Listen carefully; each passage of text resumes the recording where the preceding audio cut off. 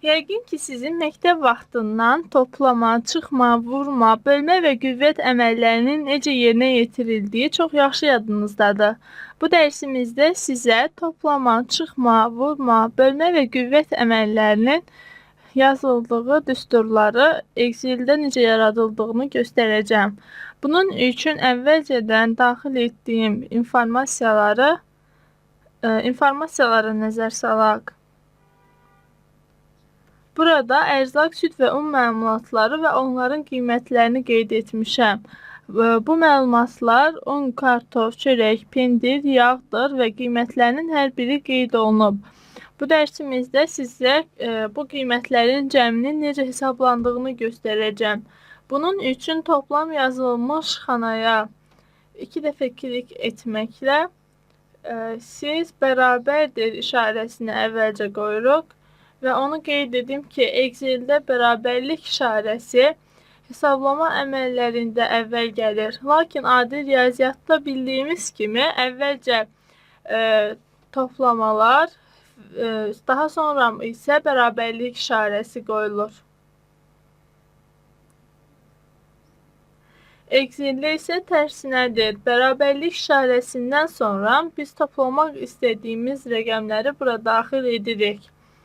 Məsələn, mən daxil etdiyim ərzaqların qiymətlərini toplayacağam. 5 üstəgəl 3, üstəgəl 0,5, üstəgəl 4, üstəgəl 4. Və Enter düyməsini basdıqda artıq görürsünüz ki, qiymətlərin cəmi göstərilmiş oldu təyin etdiyim xanada. Yəni Excel bu qiymətləri cəmini hesabladı. Excel-də düsturun yaradılmasının daha sadə bir yolu vardır. Bunun üçün siz sadəcə olaraq hücrələrin ünvanlarını yazırsınız ki, bu da hücrə istinadları adlanır. Hücrənin ünvanını yazmaqla toplama, çıxma, vurma, bölmə və qüvvət əməllərini yerinə yetirə bilərsiniz. Və mən toplam yerinə 2 dəfə klik etməklə daxil etdiyim məlumatları düzəldirəm. Buradan bütün informasiyanı silib yenidən bərabərdir. Unun qiyməti yerləşən xananın burada görürsünüz ki, F2-dir və bura F2 yazdıqda görürsünüz ki, Excel özü avtomatik olaraq daxil etdiyim xananın ünvanını işarələmiş oldu göy çərçivə ilə. Və üstə gəlinsin F3, üstə gəlinsin F4, üstə gəlinsin F5 və üstə gəlinsin F6.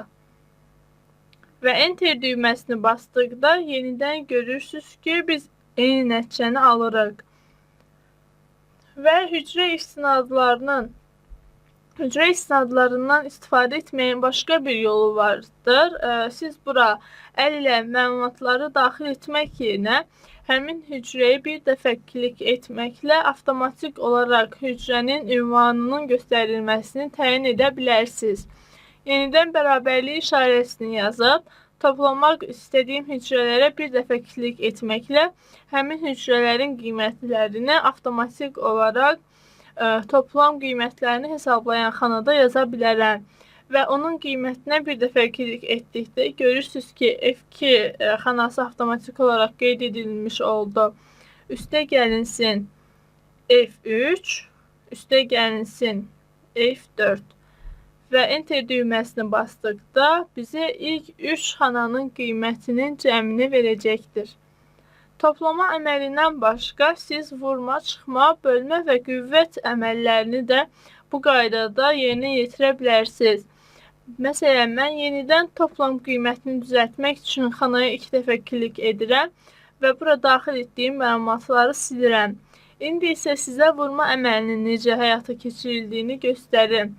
Yenidən hər hansı bir xanaya klik edək. Məsələn, kartofun qiyməti yerləşən xanaya klik edərək burada əlavə daxil etdiyim rəqəm H3 ünvanında yerləşdiyinə görə Kartofu klik etdikdən sonra mən vurma əməliyyatını yazmağı unutdum. Bu əməliyyat işarəsini yazıb yenidən H3 xanasına klik edib enter düyməsini basdıqda bizə 3/5, yəni 15 qiymətini Excel qaytarmış oldu. Onu da qeyd edim ki, siz artıq bu funksiyadan istifadə etmisinizsə və əgər hər hansı bir qiymətdə dəyişiklik etmək istəyirsinizsə, yenidən həmin qiymətə klik etməklə qiyməti dəyişə bilərsiniz. Məsələn, mən 3 yerinə 4 yazıram və enter basdıqda burada gördüyünüz toplam qiymət dəyişmiş oldu. Avtomatik olaraq sizin daxil etdiyiniz qiyməti Excel proqramı nəzərə alır və ona uyğun düsturumuzda qiymətləri dəyişir. Görürsünüz ki, 4/5, yəni 20 nəticəsini almış oldum. Bu dərsimizdə sizə Excel proqramında toplama, çıxma, vurma, bölmə və qüvvət əməllərinin necə düstur şəklində yazılmasını öyrətdim. Gələn dərslərimizdə daha mürəkkəb düsturlar haqqında məlumat verəcəyəm.